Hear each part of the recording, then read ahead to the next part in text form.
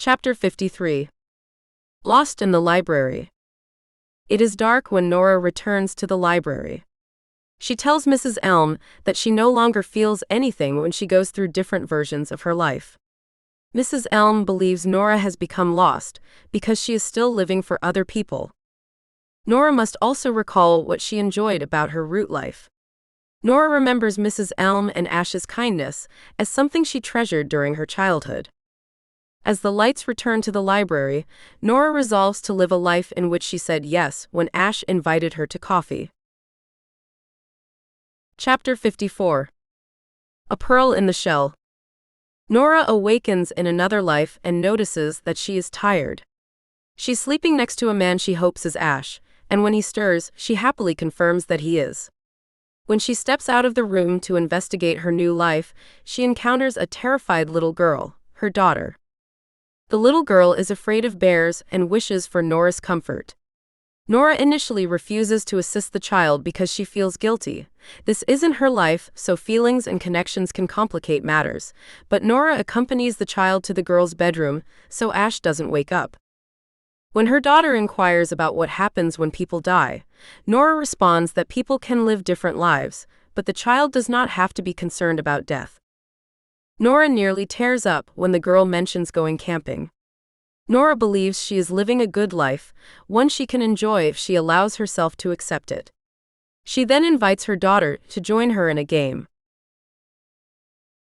Chapter 55. The Game.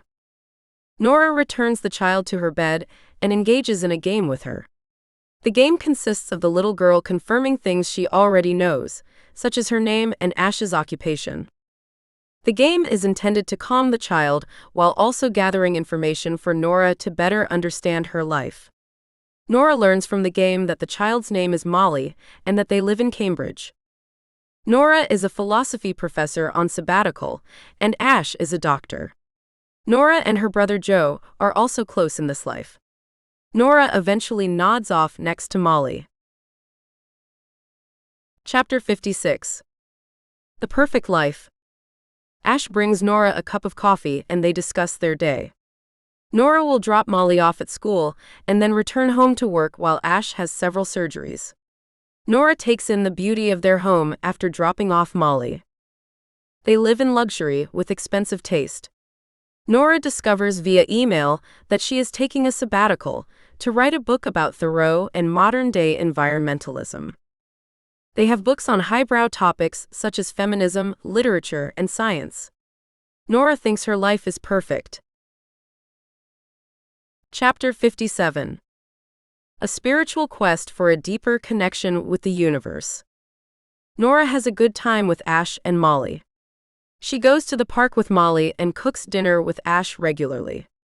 She makes mistakes, such as being rude to their neighbor because she doesn't know him. Ash chastises her for forgetting and expresses concern about how much she appears to forget. But for the most part, Nora's life is going well. However, the smoothness is also an issue. Nora recalls that if she enjoys a life enough, she will stay in it, but this implies that she should forget about the midnight library. She wonders what's wrong because she remembers her roots and the midnight library. She tells Ash about parallel universes one night, and while he finds the concept intriguing, he mentions that Nora makes him feel normal. Nora accepts that Ash can only see her as the person he knows, not as the person she believes she is, as a result of Ash's words. Chapter 58. Hammersmith. Nora, Ash, and Molly go to Hammersmith to see Joe and his husband, Ewan. They have a wonderful evening together while eating dinner. Nora notices a bottle of wine from the Buena Vista vineyard at one point. She wonders if Eduardo is as content in this life as he was in his previous one. Nora discovers Joe's abstinence from alcohol. Later, she asks Joe if she was difficult to deal with when they were younger. Joe dismisses their feud over the band as insignificant, but Nora apologizes nonetheless. Joe then admits that he, too, was to blame for Nora's poor treatment, an apology that Nora accepts. Joe used to think Nora exaggerated her mental issues, but after witnessing them with Ewan, he understands the importance of mental health. Despite Nora's desire to explain more to Joe, she realizes that, like Ash before her, Joe can only see and understand what he is willing to see and understand. Chapter 59. Tricycle. Ash is still concerned about Nora's forgetfulness. She forgets he has asthma at one point. At the same time, Nora begins to recall details from her past that she had forgotten, such as someone's name or their relationship with her as a professor. Nora comforts Molly after she falls off her tricycle one day. Nora begins to feel an internal shift, something she tried to avoid when she first arrived in this life: love. Nora now realizes that her root life was harmed by her love perception. She had loved no one, and no one had loved her back. Now, in Cambridge with Molly and Ash, Nora is experiencing the effects of love on her worldview. Nora fears this life not only because she doesn't want to leave, but also because she feels like a fraud. She isn't the Nora who created it. Nora decides to pay a visit to Mrs. Elm while crying. Chapter 60. No longer here. Nora comes to Oakleaf Residential Care Home, hoping to play chess with Mrs. Elm. Mr. Banerjee, her old neighbor, walks by, but he doesn't recognize her. He couldn't keep his house in this life, so his son Davik placed him in this care home, where he is now lonely.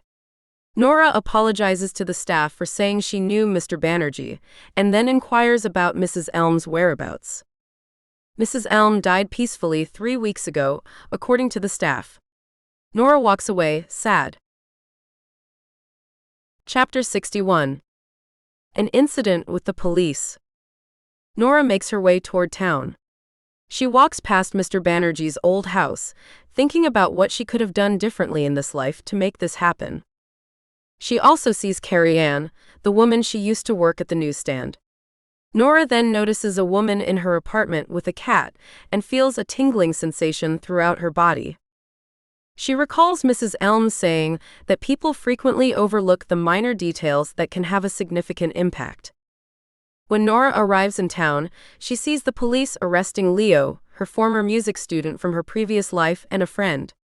Nora tries to intervene by saying that Leo is a good kid, but the cops laugh her off and tell her that Leo had a weapon on him and has a record. Even Leo appears to be put off by Nora's wild accusations about his love of music. Nora then realizes that she has never worked at string theory in her life. As a result, she was not present when Leo's mother inquired about music lessons and a keyboard to divert Leo's attention away from hanging out with a bad crowd. Nora tries to convince herself that this is a good life as she begins to feel the tingling sensation that often precedes her death. Chapter 62. A new way of seeing. Nora walks by string theory and notices the same note that appeared in the window when she and Dylan passed by in a previous life. Nora was not present to assist in the sale of musical instruments and the maintenance of the business. Nora begins to see Bedford in a new light as she leaves town. She and Joe used to joke that Bedford was a prison when she was younger. She is now aware that her perception of her surroundings has always been incorrect. She also wishes she had seen Mrs. Elm before she passed away. Nora tries to confirm out loud that she enjoys her life, even though she knows she will leave it soon. Chapter 63. The flowers have water. Nora returns home to discover Ash and Molly outside. She says a cryptic goodbye to Molly, knowing she's about to fade away. When Molly asks if she can water the flowers, Ash responds that the sky has taken care of them by watering them. Nora finds solace in knowing that another version of herself will take care of Ash and Molly. Nora fades away as Ash begins to discuss their evening plans. Chapter 64. Nowhere to land. Mrs. Elm is working furiously at the computer when Nora returns to the midnight library. Nora begs Mrs. Elm to return her to her life with Ash and Molly because she misses it, but both Mrs. Elm and Nora recognize that something is wrong. Mrs. Elm reminds Nora that she can't return to a life she's lived, and the computer crashes as she explains this. The ceiling begins to crack and crumble as well. Mrs. Elm tells Nora that a life like the one she just had is no longer possible. Something is wrong with Nora's roots. A spark ignites the library's books, and everything catches fire. Mrs. Elm and Nora seek refuge beneath a table. Nora reiterates her desire for a life with Ash, but when Mrs. Elm instructs her to look at her watch, she notices that time is now moving. This indicates that Nora's previous life was insufficient, and that she is about to die in her root life. Mrs. Elm informs Nora that the events in the Midnight Library are the result of Nora's attempt to process her life and death. She must flee the library to save herself. Mrs. Elm instructs Nora to find a specific book before the Midnight Library collapses, because she admits she doesn't want to die. It all makes sense, Mrs. Elm says when Nora still doesn't understand. You returned not to die but to live, 266. The library is falling apart because Nora no longer requires it, but she must leave before it is destroyed. Chapter 65. Don't you dare give up Nora's seed. Nora rushes to the location where Mrs. Elm promised she'd find the book, but a large chunk of ceiling falls on her and pins her down. Nora is consumed by failure as she looks around. She'll perish in the Midnight Library. However, the more she thinks about her roots, the more she realizes that it was a good life. People she cares about, such as her brother and Izzy, are present in that life, and she assisted Leo in staying out of trouble. The more Nora thinks about her roots, the more she realizes how promising they were. It's up to her to make the most of the opportunity. Nora courageously dislodges herself from the debris after Mrs. Elm encourages her not to give up. She then discovers, to her surprise, that the book she requires, the book containing her root life, is the only one that is not on fire. She must write something in the book with the pen Mrs. Elm gave her. She has opened it to find it completely blank. As the Midnight Library crumbles and time passes, Nora finally writes, "I am alive," and the Midnight Library crumbles and vanishes. Chapter 66. Awakening. Nora returns to her root life after midnight and vomits the contents of her stomach. She drags herself out of bed and to Mr. Banerjee's house.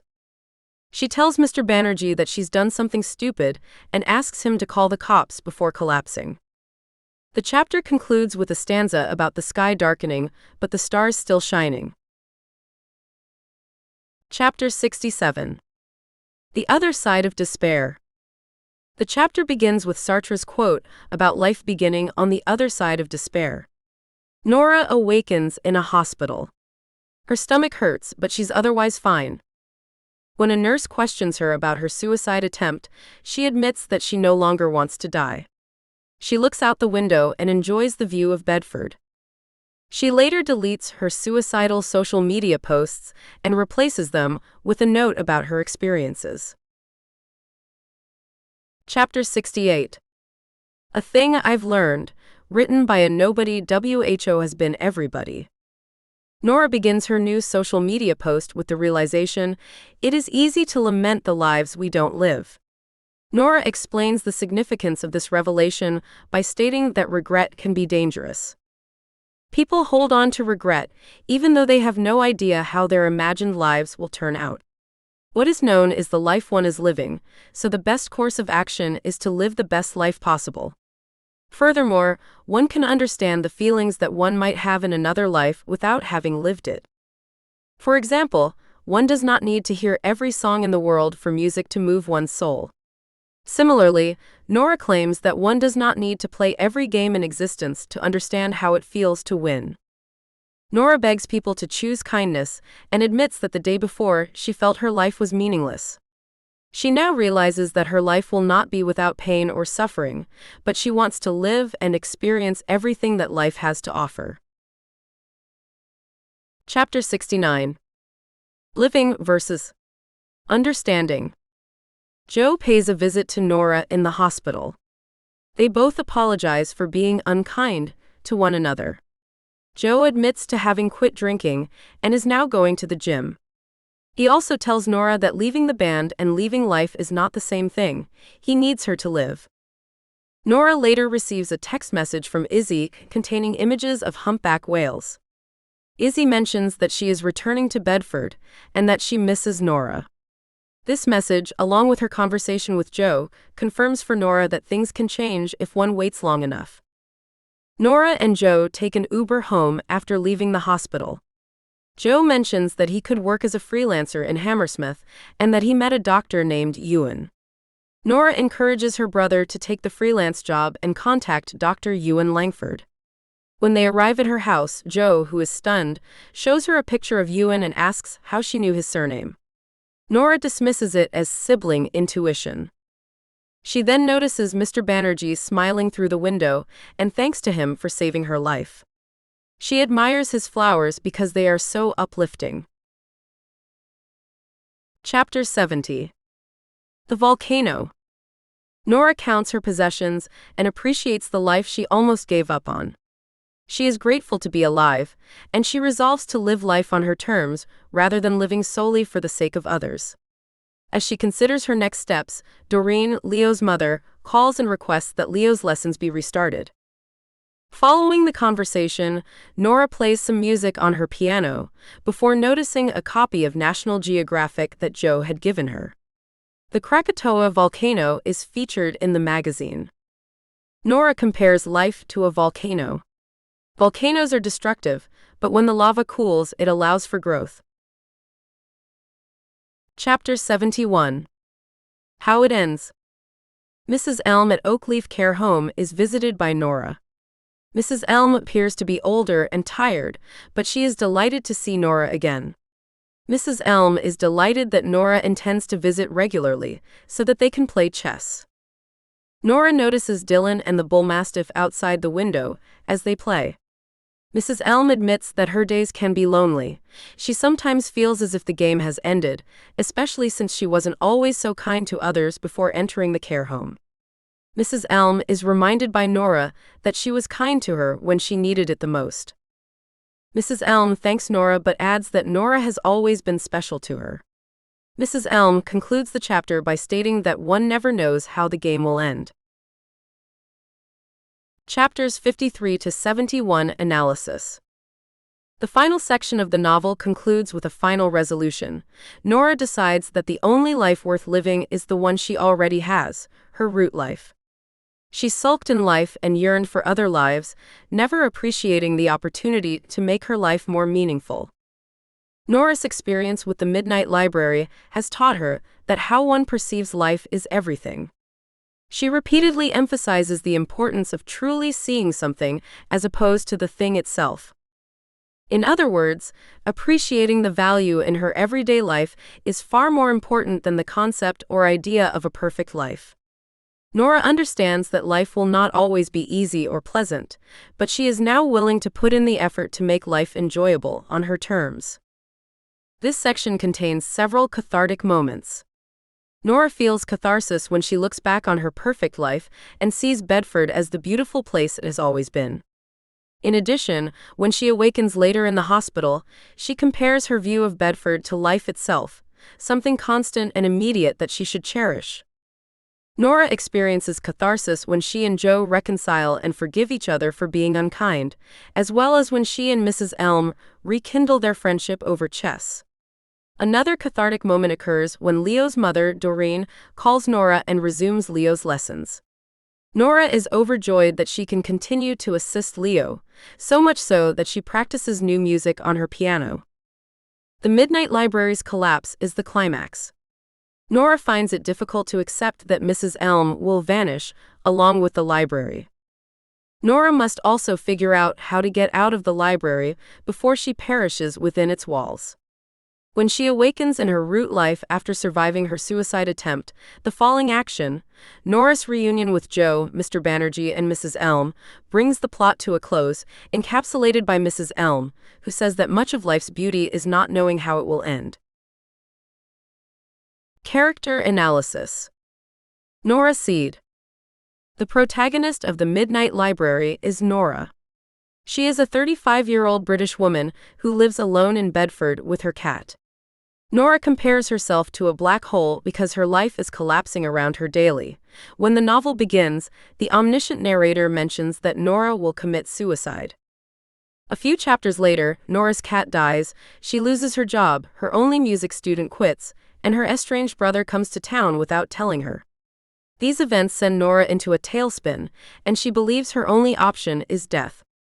Nora overdoses on alcohol and antidepressants, but this is only the beginning. When Nora enters the Midnight Library, she discovers that her original expectations of life, as well as how she perceived her life's events, caused her to undervalue her root life. Nora used to blame her problems on loneliness and a lack of purpose, but her problems were caused by her mindset. When Nora decides to value life more, she embraces not only her potential, but also the potential to find love and kindness in the life she once tried to discard. Nora survives her attempted suicide, and she begins to reconnect with others, including her estranged brother and Mrs. Elm. Mrs. Elm. In the actual world, Mrs. Elm worked as a librarian at Hazeldean High School. She often played chess with Nora and encouraged her to travel the world. Mrs. Elm exemplifies kindness, particularly because she consoled Nora when her father died while Nora was still in high school. Mrs. Elm is in a nursing home by the end of the story. Nora visits Mrs. Elm and plays chess with her, promising to continue the small act of kindness by paying Mrs. Elm regular visits. Mrs. Elm tells Nora that she was never just a pawn in the game of life. She concludes the novel with more wise counsel, telling Nora that one never knows how things will turn out. Mrs. Elm also serves as the Midnight Library's tour guide. She explains to Nora that she is in this state because Nora sees her as a kind, guiding figure. Mrs. Elm in this version is far stricter as she guides Nora in choosing different lives to live. Mrs. Elm also gently prompts Nora at times by using examples and philosophical concepts from Nora's mind to assist Nora in learning a lesson. She and the Midnight Library vanish when Nora decides to survive her suicide attempt and live life to the fullest. Joe Seed. Nora's estranged brother is Joe. Nora has always tried to make Joe like her, but their relationship suffers when they form the labyrinths and Nora quits. Nora believes Joe dislikes her, and it is only after she survives her suicide attempt that Joe admits he can't live without her.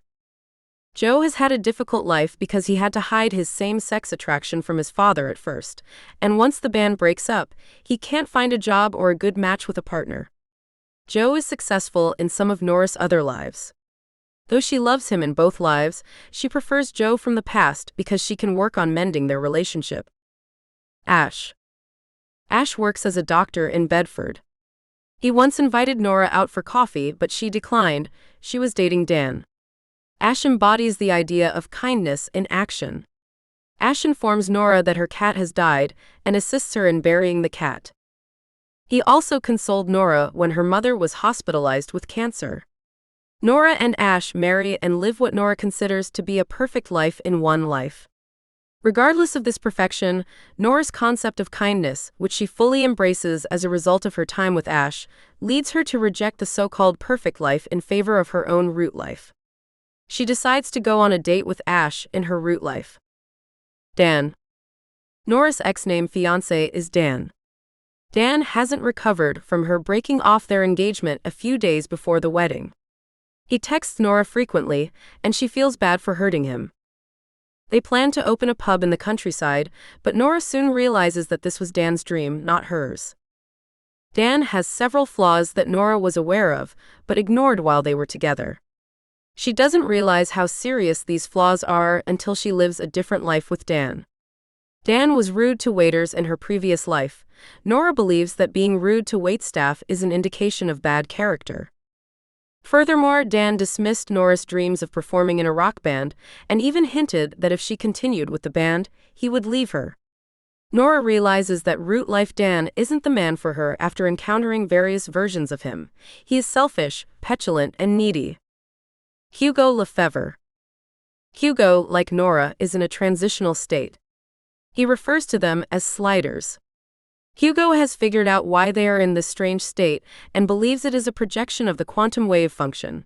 The concept of quantum physics and death is too great for the human mind to comprehend, so sliders project a place with a comforting guide. All of one's lives occur concurrently, and sliders can move between these states. Hugo enjoys moving through people's lives, and he immediately notices that Nora isn't the Nora who knows about glaciology. Hugo is charming, and he and Nora sleep together, but Nora does not enjoy the in-between state as much as Hugo. She wants to feel grounded, she wants to live one life well. Themes. The point of life is life itself. One of the most significant issues with Nora's root life was her feeling that she wasn't doing anything noteworthy. Nora believed that living meant experiencing incredible highs rather than lows, and that a good life would undoubtedly be found somewhere other than Bedford. Nora attempts suicide because she has lost so much in such a short period, and this loss has made her feel as if her life has no meaning. Nora gradually realizes that the point of life is life itself once she enters the Midnight Library. Nora learns from Mrs. Elm's lectures, life experiences, and applied philosophy that her previous view of life as a series of highs does not align with her later life experiences. In Svalbard, for example, Nora considers the following while living a vastly different life. Perhaps even the most seemingly perfect or worthwhile lives felt the same way in the end. Acres of disappointment, monotony, hurts, and rivalries, punctuated by flashes of wonder and beauty. Perhaps that was the only meaning that was important. To be the world as it witnesses itself. Perhaps it wasn't the lack of accomplishments that had made her and her brother's parents unhappy, but the expectation to achieve in the first place. Nora learns that life is a collection of experiences, both good and bad, after living a variety of lives, all of which included highs and lows. At one point, Nora compares life to an undulating wave, with the ups and downs of the wave representing the ups and downs of life. The purpose of life is to embrace everything that life has to offer. Nora also discovers that one's mindset influences how one accepts ups and downs. If she expects life to go one way or perceives her life to be a failure, she will fail because she is allowing despair to enter her mind. Nora can love life and all its imperfect beauty when she accepts that everything life has to offer is fleeting, and that the beauty is in witnessing. Nora also accepts that she isn't meant to solve life's puzzles. Throughout her time with Hugo, she embraces this.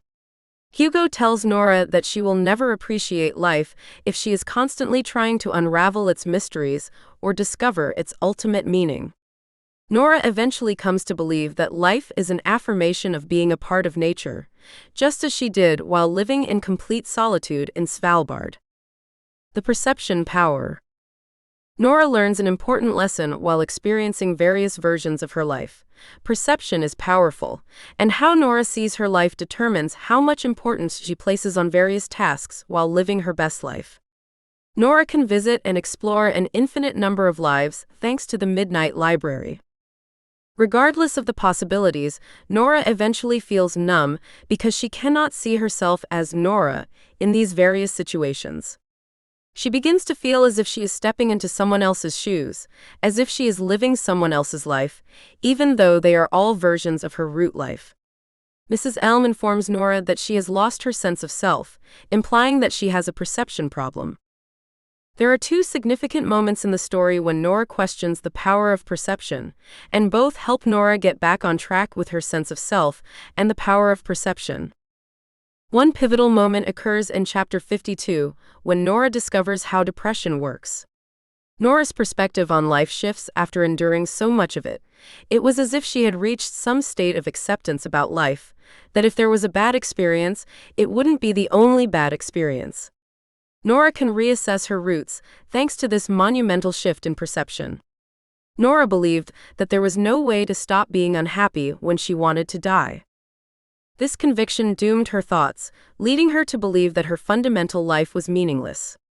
Nora eventually realizes that there is a distinction between fear and despair, and that both affect how one deals with depression. Nora experiences fear when she is unhappy, but despair occurs when she sees no way out of her unhappy situation. The distinction is one of perception. Fear is described in the narrative as walking into a room and wondering if the door will close. Despair is when the door closes and there is no way out. Nora begins to perceive herself as someone capable of doing different things as she lives different lives, and the metaphorical door widens with each experience. Another pivotal moment occurs in chapter 53 when Nora and Mrs. Elm discuss Thoreau's concept of perception.